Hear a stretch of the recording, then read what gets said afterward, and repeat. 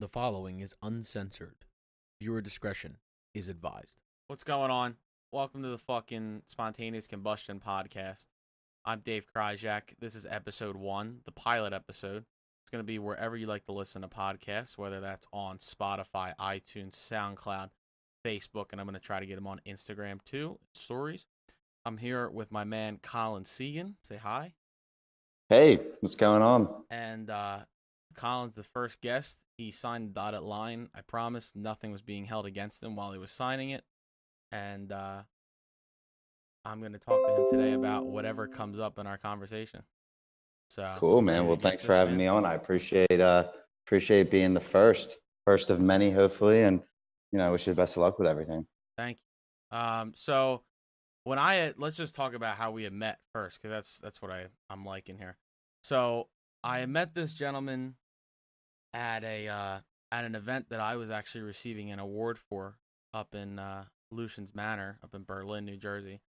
And I honestly forget how I met Quandale now, but through an organization which he is the membership ambassador of called S&J Millennials, which is a modern take on a chamber of commerce. And it connects Millennium and younger business owners with each other, which I think is something that we need more of in this day and age because business is so set on older establishments. But we had met and we had got talking, and he was in the real estate business, and he just kind of hit it off with a person of a high caliber, and that's what it was. So I'd like to know, Colin, first off, kind of just your, give me your elevator for everybody that's listening, as well as just kind of how you got into what you do and why you really like to do it. Cool. Yeah. So, back to how we met at the S&J Millennials event, our 30 Under 30 Trendsetters Award. It was our first year actually doing the event.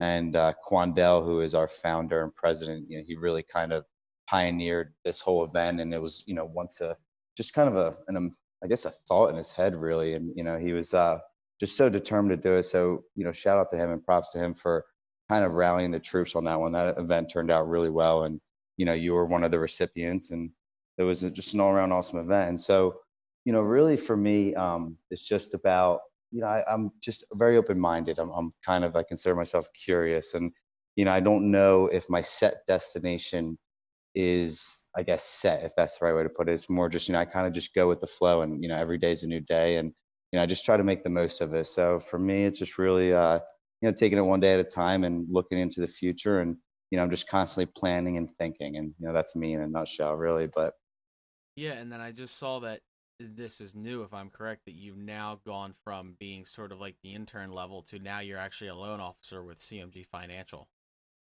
Yeah, so I started out as basically everybody's assistant. I was 23 years old, so I got in the industry at 21, and I worked up. I started out as the front desk, and I really liked the sales concept of it. I like being out and about and networking. So decided to take it on myself and kind of create my own business out of it. So I just recently branched out, and I think of April of 2018, I started becoming a loan officer, and I just kind of hit the ground running. So it's been a game since. Sweet. And then I've been following you on Facebook, Instagram, Snapchat, all that stuff, which we'll all link below and whatever you're watching.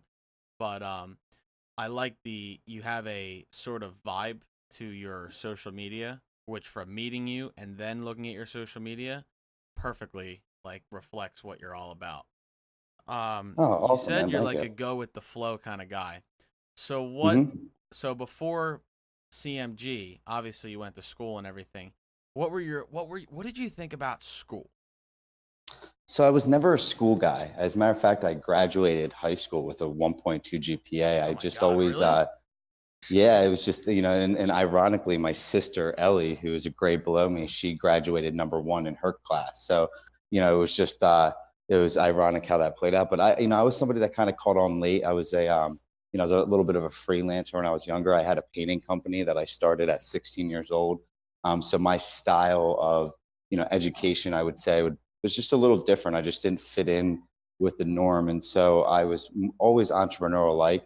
And for me, I took more joy of learning, by experience rather than the classroom. So I just don't think, the traditional education system was for me. And I think that reflected my GPA. But since then, like I said, I think I've always joked, and I started my schooling when I got out. So, just since then, I've just always kind of picked up a book, and, I try to educate myself on whatever I need to, learn to get me to the next thing. Yeah. Anything cool you're reading right now? Actually, as a matter of fact, I'm reading this book. It's what is it? It's the Dictionary of Body Language by Oh, that's a Joe good one. Navarro. I've read that. Yeah, it's a great book. Actually, it's an interesting read. And on top of the whole body language thing, I'm reading what's called Left of Bang, written by two former Marines on situational awareness Oh, I in love it. That sounds environments. awesome. I don't know if this is the kind of conversation part of the whole thing that I want to do. I don't know if we talked when we were at the event, but I told you that I'm looking to go into law enforcement, right?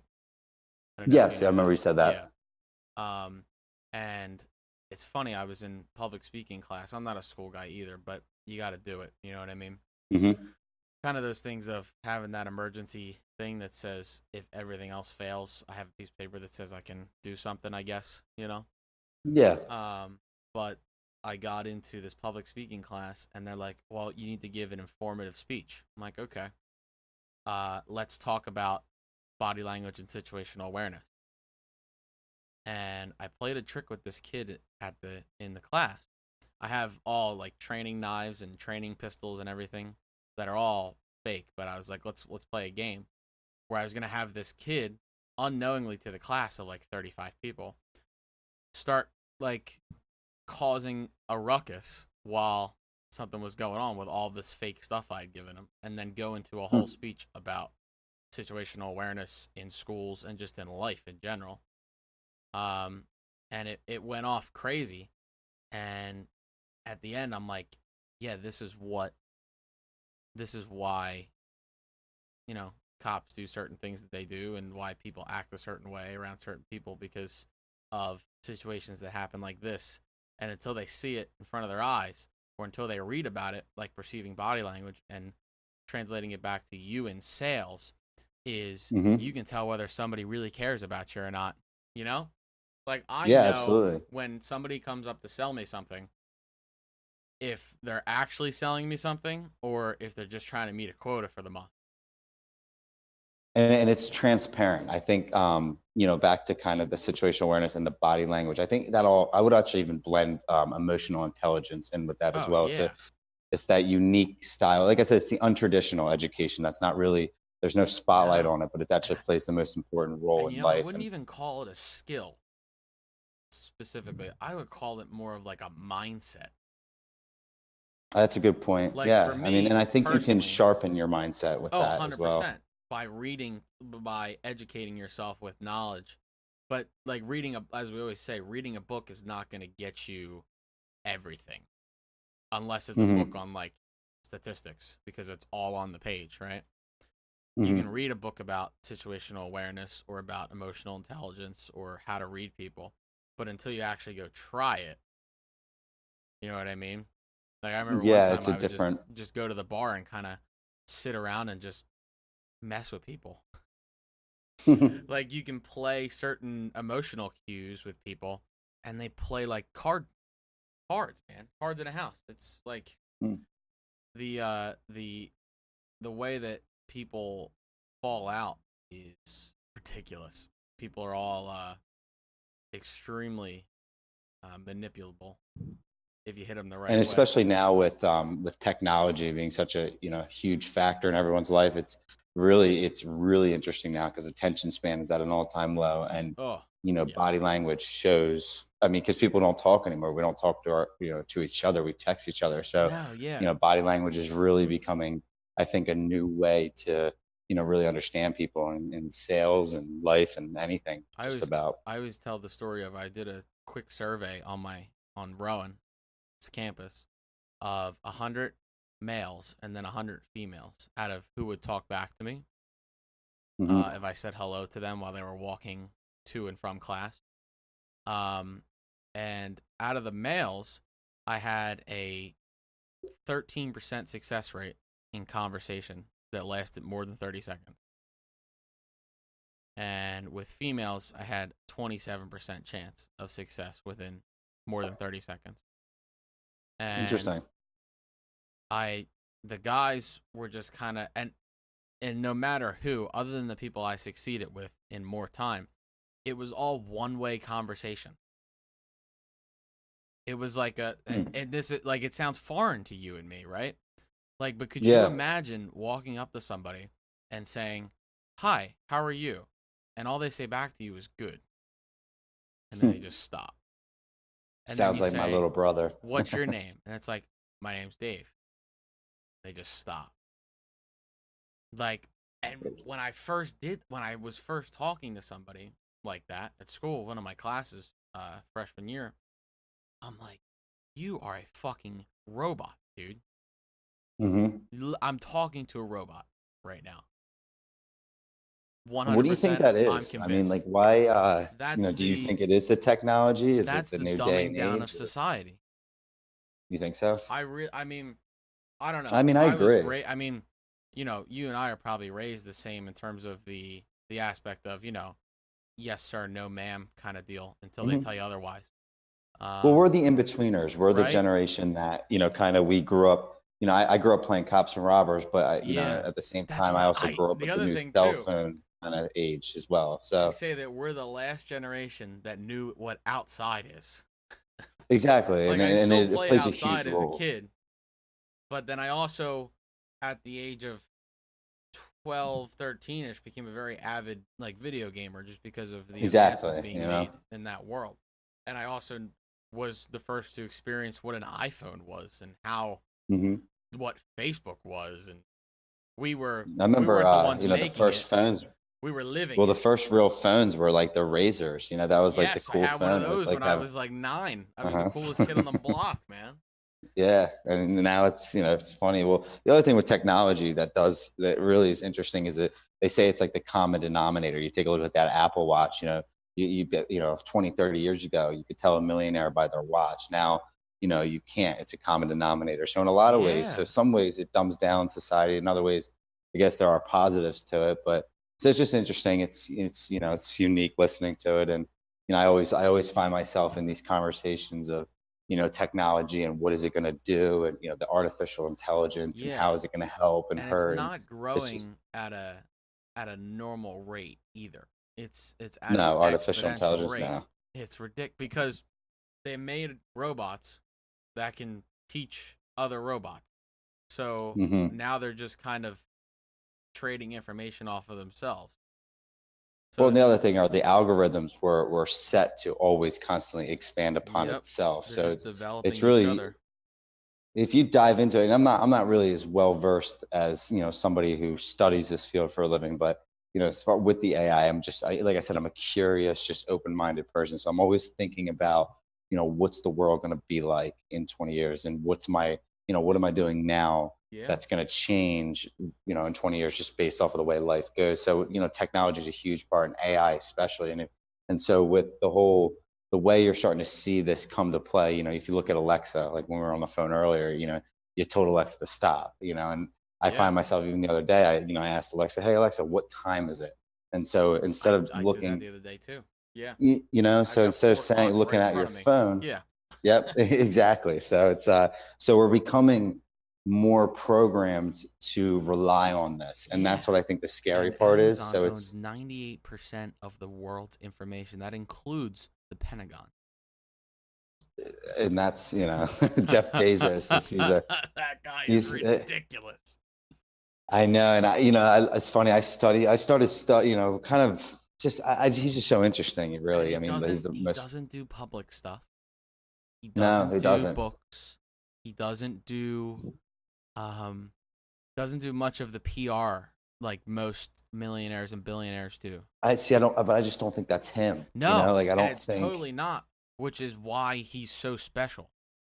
Exactly. So because there's not a lot out there on him. He's the guy that sat in the grass for years as the snake, and he was just sitting there, and then he saw this thing called Amazon with these used books that now they barely do. It's the funniest Hmm. thing. It's like their least income part of the business. And Yeah. he pounced on that. And then he started figuring out, oh, well, I now have a miniature warehouse network. Let me sell products too. And bam, Hmm. there you go. See, he's the example of, being an entrepreneur. He took that brand Amazon and he started it and he had an end goal. And if you think about like the name Amazon, I always believe that the names are everything. I mean, think about Google. Like what makes Google so special other than the fact that, I mean, Google is Google. I mean, they have Yeah. one of the most powerful AIs in the world. They're, talk about information, at its finest. I mean, you could literally, everybody relies on Google. I really, truly believe though that the name Google kind of created that in the beginning. Like you need that brand, right? And so obviously it Yeah. takes the planning behind it, but you have Amazon, you have these interesting companies that just they have these names that stand out. And I believe that he, I don't know, I've never spoke with him or anything, but he took that Amazon and he started it with the online bookstore, and he kept the same model, but he just evolved, and it just kept evolving and evolving. And next, he just had multiple different avenues. And I mean, now he's using Amazon to fund rockets, I believe, So it's like, Yeah, Blue so he Origin, his new company. yeah, so he just kind of kept it, and I think he Yeah. was, I mean, he blew up fast. I think, he was always in the kind of what you said, he was always in the grass, but he did. I mean, Amazon, I believe, I don't know, I think it was maybe 2013. I could be wrong, but it was right around that era where Amazon really took off. And that was, Yeah, his and I big remember break. in And high school, though, the joke was I'd literally come home from school and grab my package. Like I was a hmm crazy online shopper. And what's cool is Amazon actually shows you you can look at all of your buying history. You didn't know that. hmm They save everything for 10 years, which is cool. Um, and it's like, oh my god, dude! Like I was buying a lot of stuff off of Amazon, and it, right. it I was mean, just the whole convenience thing, and they just played it out. But you think about it too, history repeated itself because you had the times of when you went to the general store, right, to get your things. Let's just say 1900, right? Every town had its own mhm. little general store. Then you had companies come in like Sears, big brick and mortars, and sell everything in a store. Now they're back to the old thing of, oh, well, yeah, I'll just get it from my local Amazon warehouse, or yeah, I'll get it shipped to me, or Mhm. we're like flipping back on old traditions, but with new ways to acquire them. Because now a lot of And local that's where businesses just sell being their stuff on innovative takes you Amazon. to the next step. Yeah, What'd you say? a lot of local businesses sell their products as well as in store on Amazon. So Hmm. you're kind of going to that general store in a sense, but it's online and you never walk in the store and it just shows up at your house. It's It's uh a it's it's a an whole thing. interesting new world, to say the least. Yeah, and people now complain like we were talking about phones earlier. People won't buy a phone now if it doesn't have two amazing cameras front and back, a fingerprint sensor, eye reading, uh, Hmm.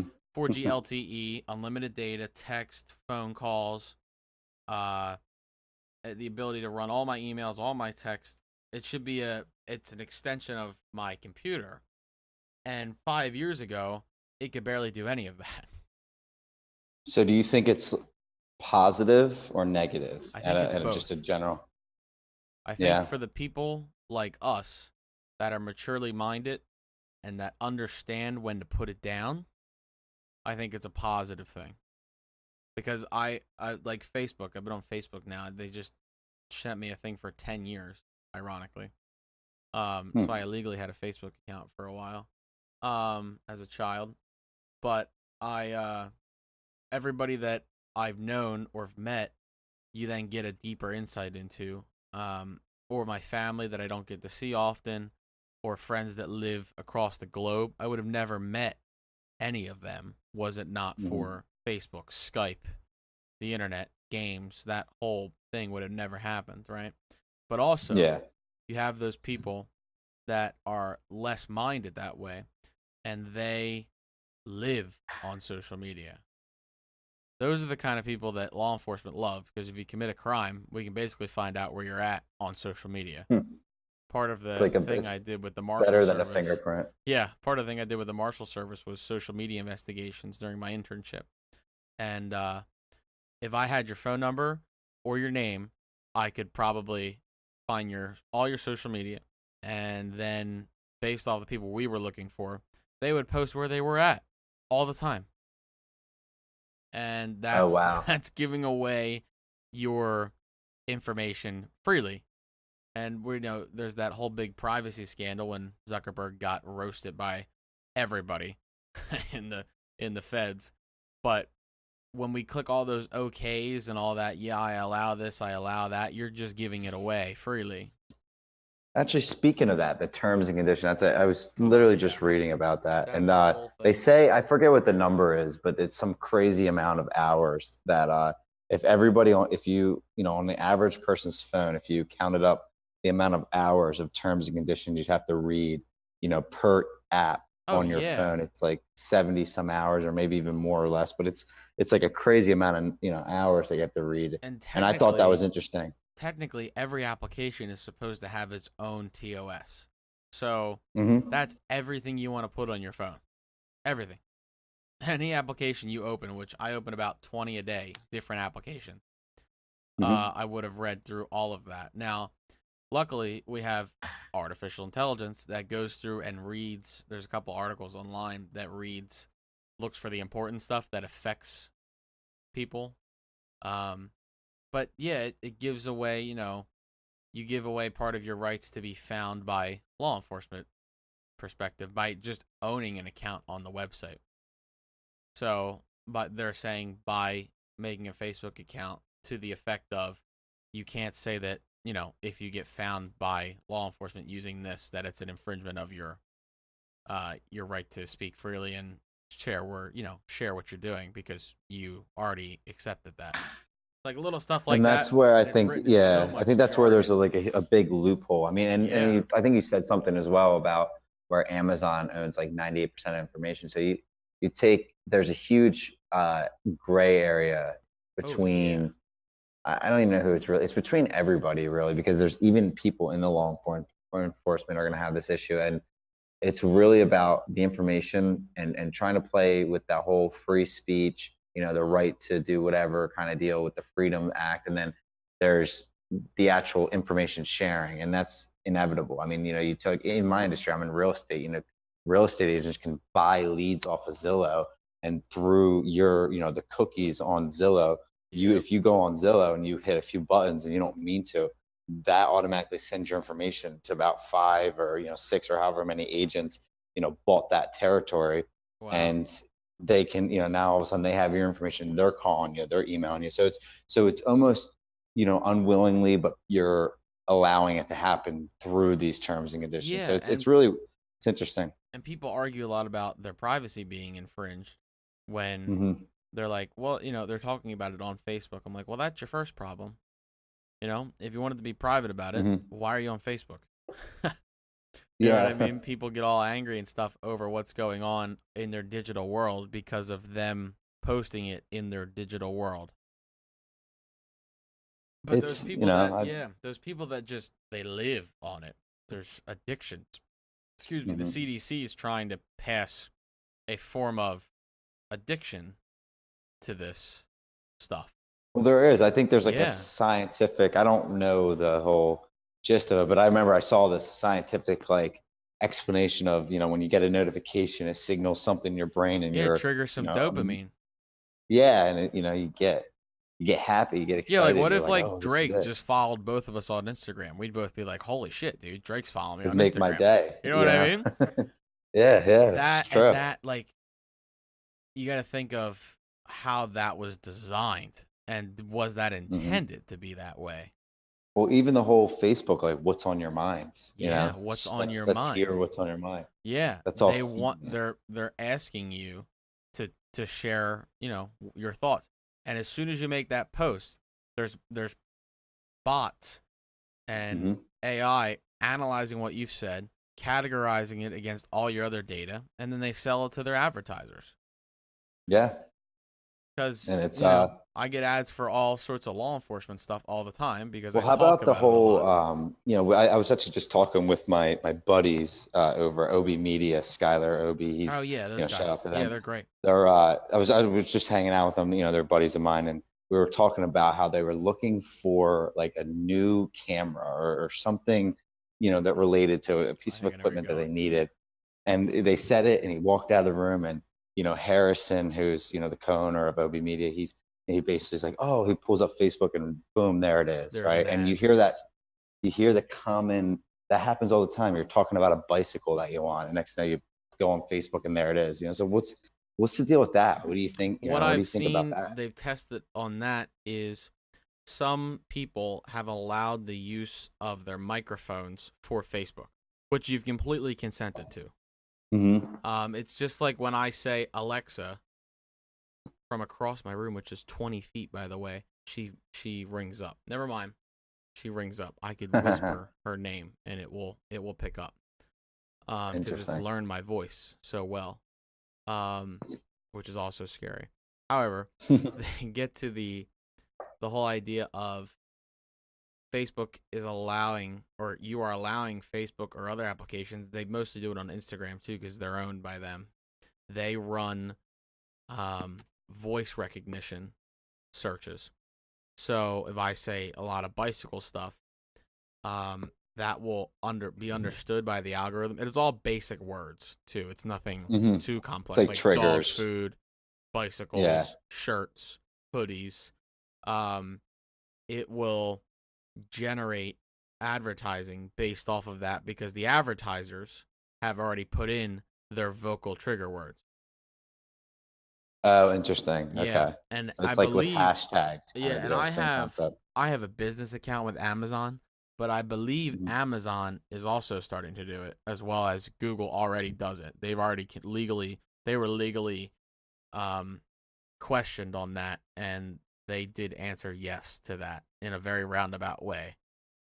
Because they were Okay. also grilled by, I think the Senate was talking with Google CEO, and they were Something, but with those they were hearings, I don't know how grilling. far they really go. I Yeah, mean, and because it's such because a complex. it's their publicist basically running what they're saying, Uh-huh. and they can't really say much because 90% of what they're talking about is extremely confidential. And all what these So are you a people are fan of asking. Elon Musk? Elon Musk, awesome Is guy, yeah, God. awesome guy.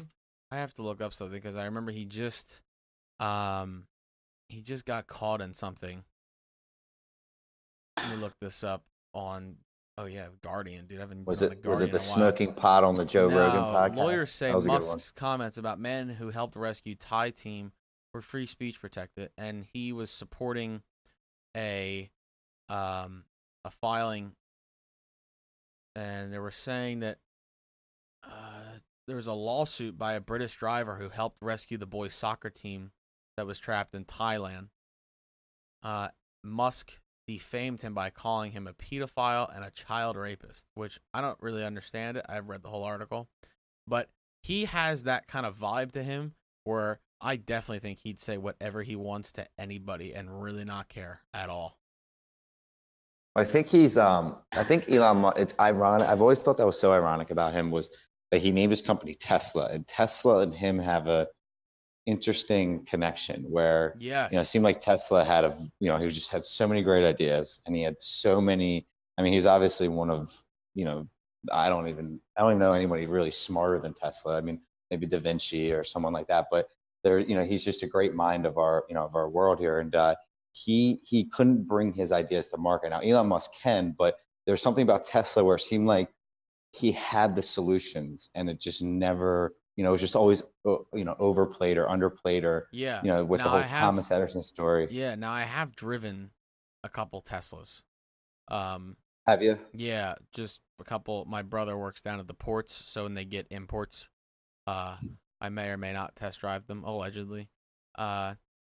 They I've driven everything from the baseline, like the P60, all the way up to the P100D and the Model X P100D. I'll tell you Do they what, drive nice? you feel like you're in a spaceship, but it feels like a new car company.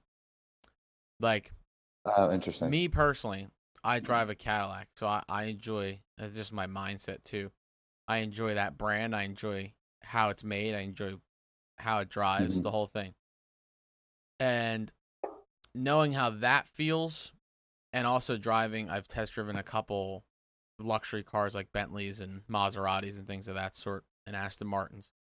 Getting into a Tesla, I feel like they took some of the components from like your really nice Bentleys or your really nice Rolls Royces, and they kind of sprinkled some of that in there. They took technology and they shoved it up the car's ass because it literally lives on technology. Because you can't do anything without that 17-inch screen in there.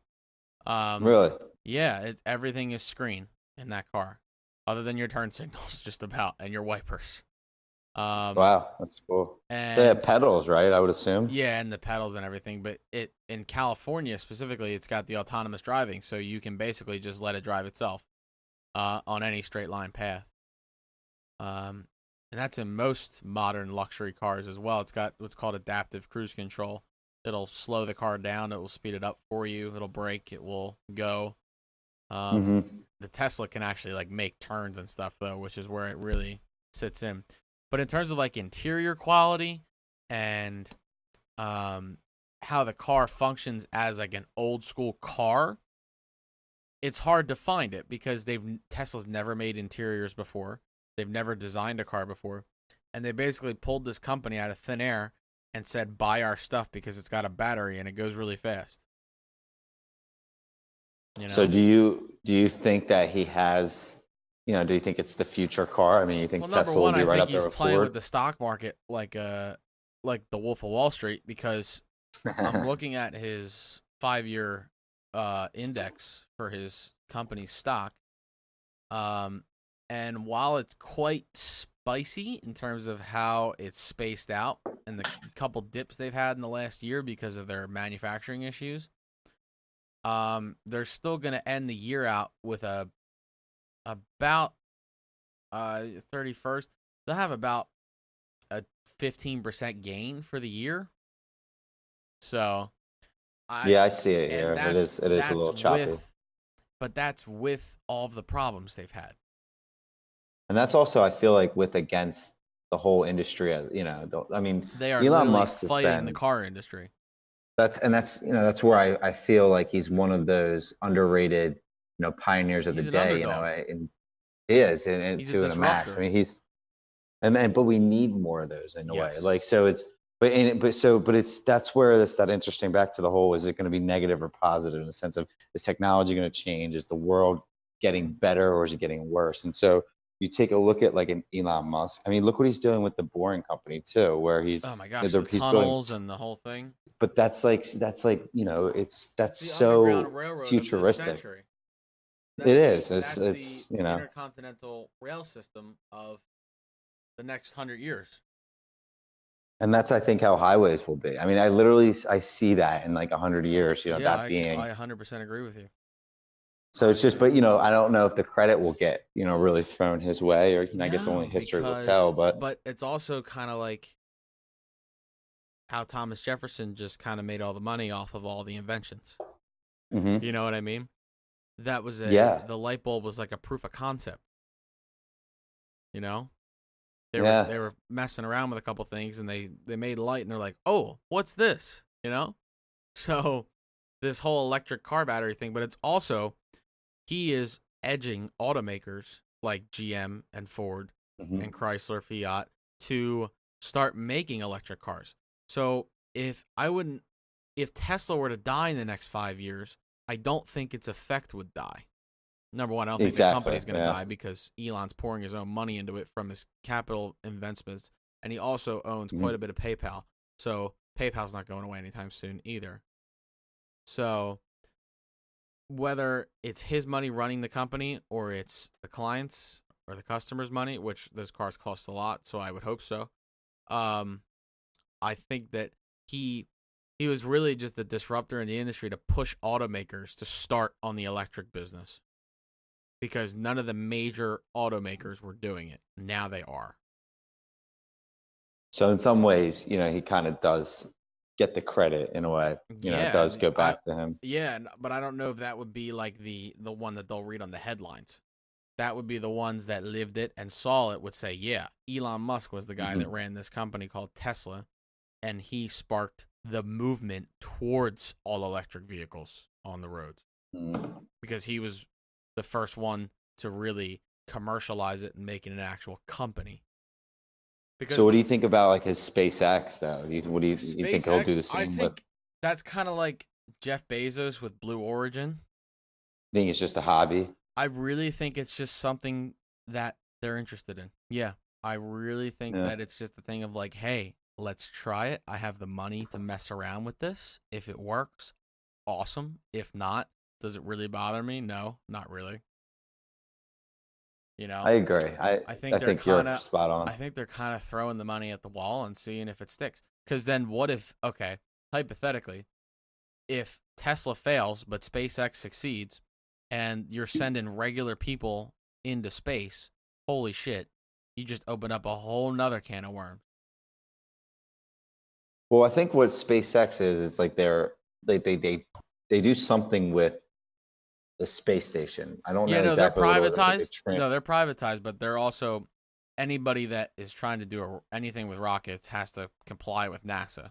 So they're still regulated under NASA. 100%. But it also puts some spice and some fire under NASA's butt because they haven't really been doing much. They haven't. They've kind of, we got to the moon. Great. Now what? They put the space station up. Great. Now, obviously, that gets broken and needs to get updated, but that's about all they're doing and controlling satellites and stuff. But now you're looking at private companies that have enough money to play around with to say, hey, NASA, we want to launch this rocket into your airspace.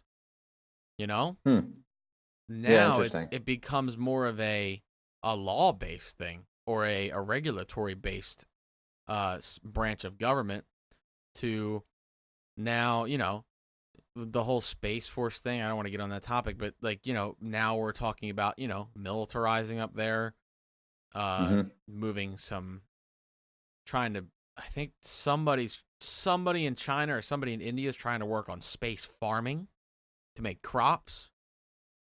Wow. And God bless them if they get that working, because that'll save a lot of our food issues that we have, but that whole thing of using it as just a piece of they're thinking of it as land where they can just put these big ships up there and do stuff, which we've all seen in video games for years. They're trying to turn it into a reality. Still waiting on the flying cars. I've seen a flying car, not like, in person, but they've gotten pretty close to that. But then that becomes a whole federal aviation issue. Just in the U.S. alone. I was gonna say the flying cars is. I would almost rather see the Elon Musk theory and go underground on the tracks. Oh yeah, because then it takes because planes are planes and cars are cars. Well, could you imagine if like you're like a tire fell off or a rim to a tire fell off the air? Flying? Yeah, exactly. Keep everything underground. We're good at underground. We've done it before, and I think that's. For him, that's a push into something that's technically already been done before, but he's now just adding electricity to it a little bit more than what's in a subway system. Yeah, it's interesting. It's I'm curious. Like I said, I always like to just think about what's going to happen. Same thing with the real estate industry. Oh yeah, I mean, who would you say that?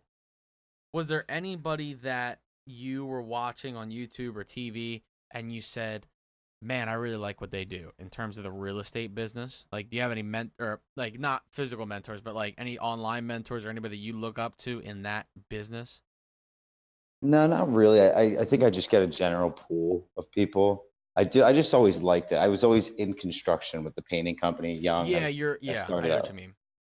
So I like that concept. And then I thought, the real appeal to me is the idea of, it's really the only asset that you can kind of purchase that will create cash flow that won't go anywhere. And whether the market tanks That's or it's true. And it also coming, it's kind of almost guaranteed, never guaranteed, but it very high is in a way, likelihood that it will go up in value over a longer period of time because the world's only going to get more people and get more developed. It can't And really if you become can, if underdeveloped, it's, you know? I think with real estate, it was just about getting in the industry. Like I got into mortgages, so banking was, the reason I think, the mortgage part appealed to me was just the idea of the financials. And so I didn't have an understanding. I came from a building background. So, Yeah. for me, I could go into the house and I could look and I can go into a big construction job site and I'd be able to pick it up quick and I could talk with people and ask the right questions. And funding a project like that was totally foreign to And me. I've So, always you know, I took one class in school that was an online course on construction management and business. Tell you what, mhm. it's probably the most odd yet enjoyable class I've ever taken. Because I was in high school, we had an engineering program that my class piloted. Now it's doing great, but they kind of tested everything out on us, so we really didn't learn that much. Oh, So I really? got in the rowing, and I was like, well, I have to take like just a regular free elective, and I'm like, oh, this class looks kind of interesting, and Mhm. opened up that whole field of like, yeah, that's really cool how that works. And then you just look at it based off what you've learned and everything. You look at the buildings like they're doing over in on 322 with the new hospital and the tech park at Rowan, Oh, yeah. and just how having an institution like that of that size, 19,000 this semester, going up to 25,000 by the end of 2020, to see how that develops infrastructure and business around the campus, whether it benefits it or not, using that And that's power why of I think building. real estate is so important in terms of just, economics in general. It really, it drives everything. If you have low inventory and the house prices go up, people start selling, it creates that gentrification. And then all of a sudden, next, there's totally new businesses in town and the town becomes, shaped. I mean, look at Fishtown, Philadelphia. Yeah. If about 10 years ago, nobody wanted to live there. And now this whole town is thriving No, it's just based off of apartments the and idea apartments of, and apartments. I mean, now yeah, and they're just just it's real estate. dumping money into it, which is awesome. And they're building more parks, and they're doing like they've turned Hmm. what was not maybe not the nicest part of the neighborhood into, hey, it's not too bad, you know? Yeah, I mean, that train station, off of Girard used to be, Yeah. no man's land, Oh yeah, and now exactly it's right. under the L, under the L was always bad over there as well. And it's, now people, they want to live under the L. So Yeah. it's interesting. It's, it's all about, I think that like it comes from the investor, whoever's driving that individual, idea of, like for example, I think it was, and don't quote me on this, but it was Ori Friedman. He's the owner of OCF Realty. I think he is gotten a lot of the credit for Fishtown. And I think there's a story about where he opened up OCF coffee shops like around the town. And I think there was one on 20th and Federal that he opened up. And that was like at one point, the worst neighborhood in, the country or something like Yeah. that. And, now all of a sudden there's a coffee shop there. And then he's, buying and flipping houses in that general area. And then that's where it spread and, spread into, a little bit more into Fishtown. And so it takes kind of one person to really, pioneer that idea or take that initial risk. And it seems that if there's some determination and, or follow up through and people will actually follow that plan. And so it's interesting how it works. It kind of just takes one person to really make a change and, a few more investors come in and after that. And next thing you know, you have a Fishtown, Philadelphia. So And you got it's to interesting. really, I think, and that ties back to Elon Musk. It ties back to you and me and Hmm. everybody basically at SNJ or that lives through this lifestyle.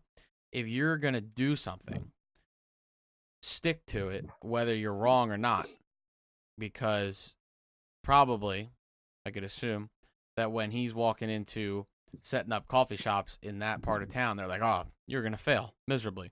Hmm. The common, oh, don't do it because I've never done it and I'm scared that, I'm scared for you kind of thing. Hmm. And he stuck with adversity and now look at what's going on, putting something like a It's coffee shop in that kind of town is such a new thing, but also such a element of an example of change, you know, that just innovation at its finest, you know? yeah, and in terms of Elon disrupting the automobile industry, he disrupted that town, and he said, "Well, have you ever tried this before?" You know? Hmm. And that, I And mean, that's where and I you can't think it's, really being, yeah, no, go ahead, sorry. I was just say that's where I think, in the beginning, what you said, just being the disruptor, just trying to, you're taking the same idea, but you're just adding a little spin to it. And it's, like there's that old saying, nobody's reinventing the wheel. It kind of plays in, everybody's lives. I mean, we've been talking about Jeff Bezos a lot with Amazon. I mean, e-commerce was e-commerce, and Amazon Yeah. put a And spin on Amazon that. took e-commerce and said, "Hey, we like the base idea of e-commerce, Mhm. but have you ever tried this?" Exactly. And You so know? it's, it seems that I think that's where, and kind of to tie in the S&J millennials with this whole thing as well, where I think that's where it's such an interesting, what S&J is doing is so interesting because we are finding those people who can put the spin on what's been done. And Yeah. look at what we're doing with networking, right? Networking is an old idea. It's an idea that it's been going on for centuries now. And the concept of meeting people and sales, and we're not reinventing anything, but we're putting the innovative spin on it needed to that we to adjust with how society's ran now, and with the technology and how we're me, for example, I'm over here putting social media plans together, and so some people may look at that as silly, but to me that's free marketing. That's how I'm going to get my brand out there. So it's so we're And that's what I get shaping and paid to do. catering. So, yeah, Exactly, I know right. what you So it's mean. it's Yeah. so it's like I get these paid never to before do industries. everything online for people. Yeah. So And that 20 years ago was not a was no, not a what was the career. internet? Yeah, I would have been sitting at would have been fucking programming like Watson or a mainframe Yeah. system for IBM. That's about it Yeah. until they got messed up in the 80s. But Well, it's just, I think, I guess that's really where I've always find it. When I talk with people, I look for that ability to be innovative. And the other thing too, I kind of value with people, and I heard this too. And I could never put words to what this quote unquote was, but the idea of, if you want to learn something, how are you going to go about learning something? What are you going to give up to learn? yeah. And kind of back when you asked me, when I told you, I said, I had a 1.2 GPA in high school. I also didn't, tell you the fact that I'd be willing to give up time, valuable time to go learn. And I think people and the millennials, one thing that I always tell millennials, they always ask me, how do you find the mentors? How do you, find the information needed to kind of, take That's this? the I wrong always say you question. have to, Yeah. it is, but you have to be able to, in order to really do that, you have to kind of actually just give up some time, go ask somebody, Yeah. what can I do for you? And Free add value in work. people's That's lives. it. Free work.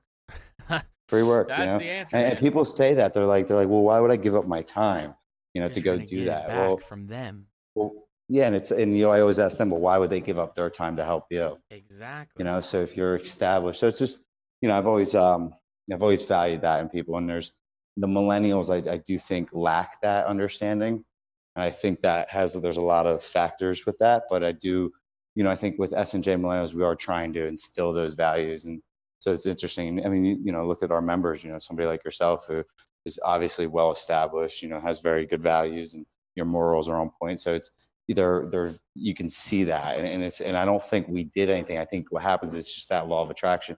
We, people like you, we find each other, and then Yeah, it just that's kind of happens. how through, it just happens. And on the positive point about the social media stuff, it's look, now it's like, I always say I can't get rid of some of my friends if I wanted to.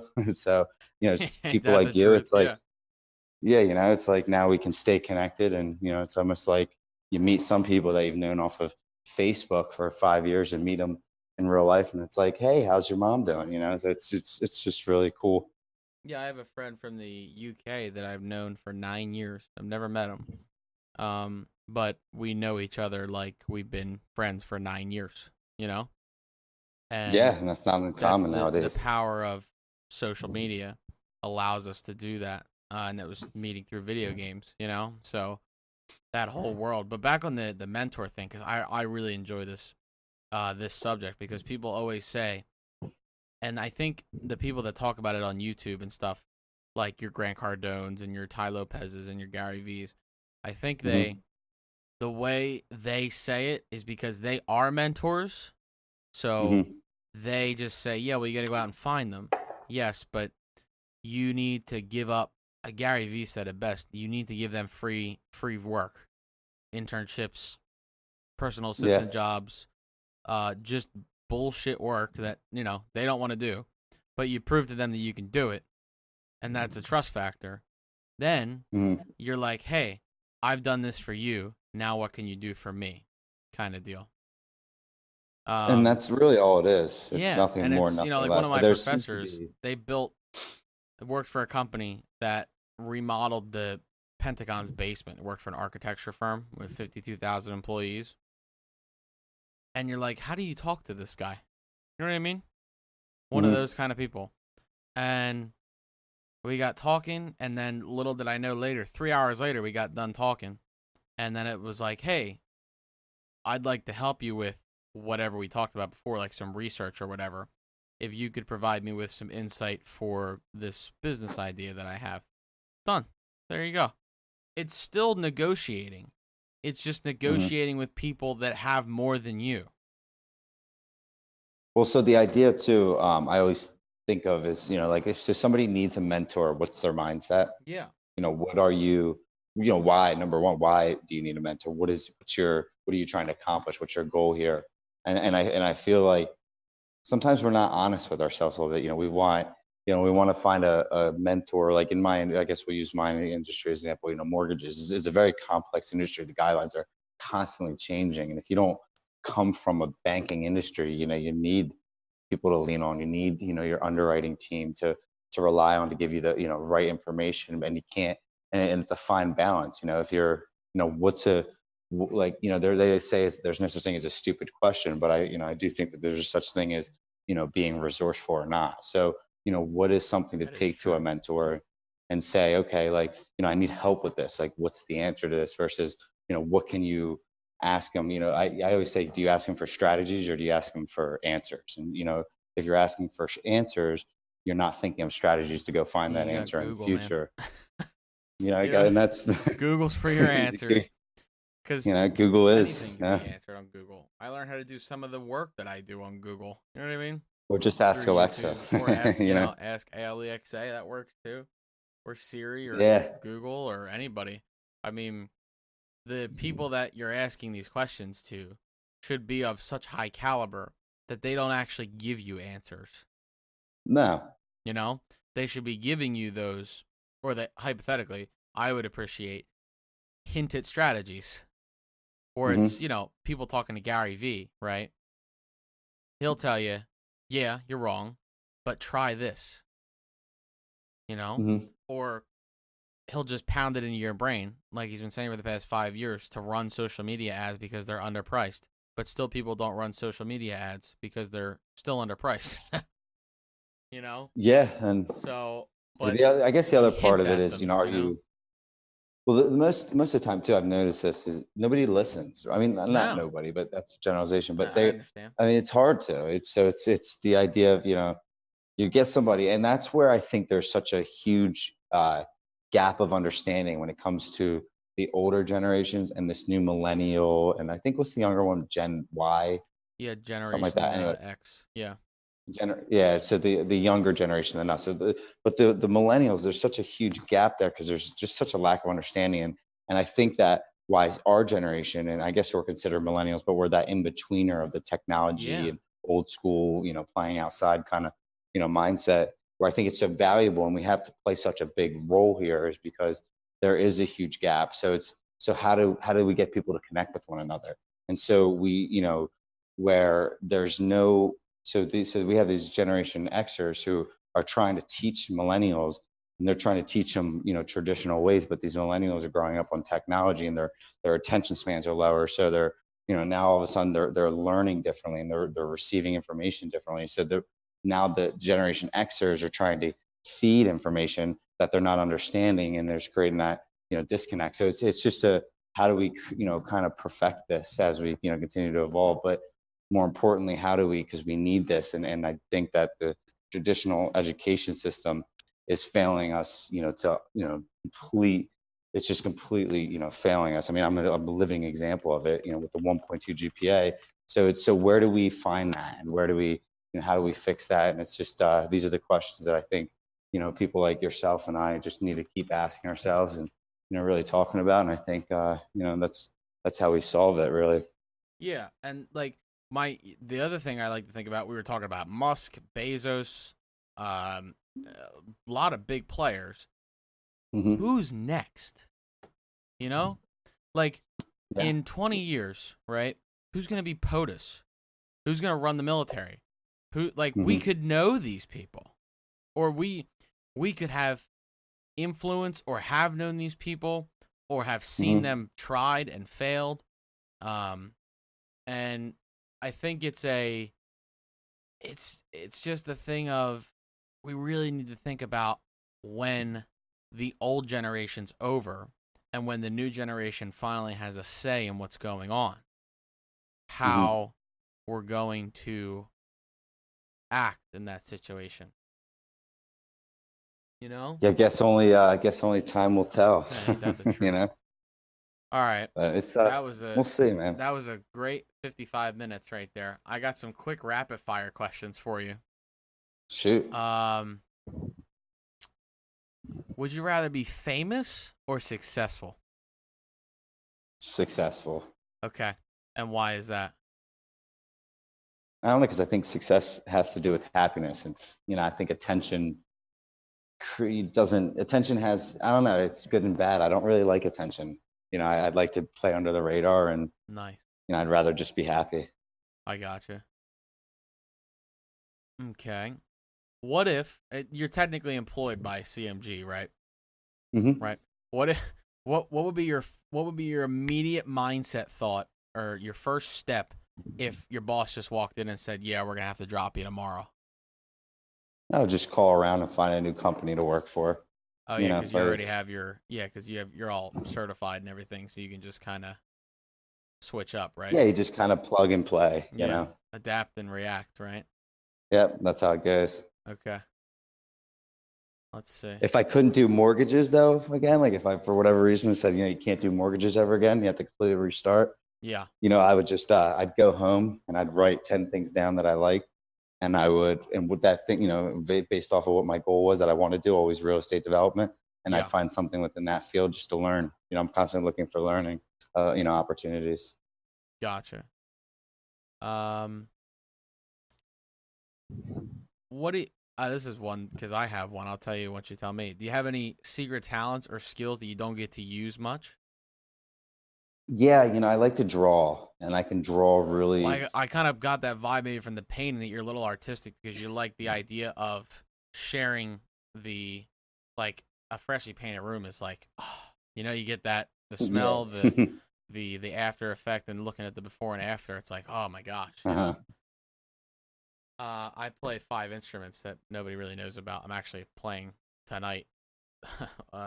Oh yeah. Performance. Yeah, I play clarinet, 3 saxophones, and a piano. So. Oh, there you go. I've been playing since I was in the 4th grade. So it's just one of those things where it's like, oh, yeah. My little sister just got the drum set. She's 3 and she's rocking out God now. Bless. What would be your best? I got 2 more. What would be your best idea to triple $250 in 24 hours? So I gave you $250. I said, hey, you could do anything you want with this money, within literally anything. What would be your thought to try to get me $750 back in 24 hours? That's a really good question. I mean, first thing I would think of is, looking at the cryptocurrencies, because they're the most, volatile, and I had the shortest amount of time. That would probably be where I would lean to, just for timing's sake. Yeah. I've done one thing where I took $10 and I tried to make it 100. I did a couple eBay swaps. Yeah, I was thinking that too. Where I'd buy something or go to garage sailing. That was another thing, over Saturday or a Sunday. Try to do that. That's always fun. Well, the buying, reselling, that's like a Oh mindset. yeah, That's man. something You gotta live I, that. I stand away. Yeah, you have You to gotta live that. Like breathe that. It's ridiculous. It's crazy. I like the idea of like a stock doing it for you. Oh You know what I yeah, mean? Like where 100%. the reselling, it's a lot of groundwork. So I'm lazy when it comes to that. Yeah. So And last question here to keep it on a thinking note. If you had an unlimited amount of funds to start any kind of business of your own, what kind of mm, business would it be? something in agriculture, and I wouldn't really base it off of profit. Yeah. Kind of, I'm really interested in the idea of like what the future farming is going to look like. Oh my gosh, And, yeah. so I've always wanted to kind of create a company that was, really like, I guess if you think about like a consulting company that helps people patent their ideas, seeking, those Those open-minded funds and people that that have research. great ideas Yeah, that that maybe money want to needed. patent the idea. Yeah. Something like that. That would be, either agriculture or, something in that realm. I guess you could call it like a patent consultant or, something of Yeah, that and then category. really helping in that's awesome. Yeah, with the agriculture field because that's gonna change. I think as hmm rapidly as technology changes, if not even quicker. But Yeah, it's because we all need it. So um, yeah. Well, that's my timer there. Any last minute thoughts or anything you'd like to promote while you're here? yeah. Follow me on Facebook. Check me out on Instagram. The Segan Group. We're powered by CMG Financial, and thank you so much for having me on. I really appreciate it, and this has been an honor. Thank you so much for listening to the pilot episode of Spontaneous Combustion, the podcast on YouTube. Hope you enjoyed yourself. And if you'd like to follow us on our other social media platforms, we're Instagram and Facebook at Spontaneous Podcast. I'm your host, Dave Kryszczak. If you're interested in coming on the show as a guest or sponsoring, please visit our email at spco.podcast@gmail.com. Thank you very much. Godspeed and God bless.